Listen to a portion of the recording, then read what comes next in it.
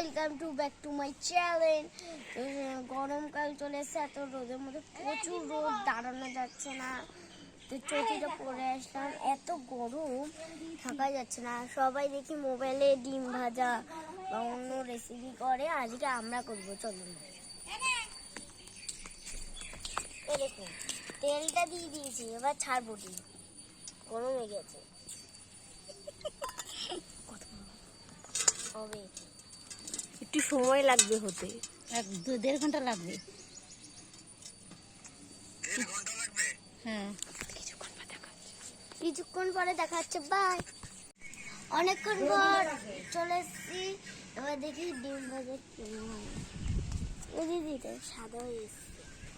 হচ্ছে ডিম ভাজা বুঝতে পারছি না ঠিক, সাদা হয়ে এসছে, হালকা হালকা সাদা হয়েছে এখান দিয়ে। চলো আবার কিছুক্ষণ পর দেখা হবে। প্রায় 2 ঘন্টা পর ছাদে এসে দেখি ডিমের অবস্থা এই ডিমটা খাওয়া যাবে দেখে তো মনে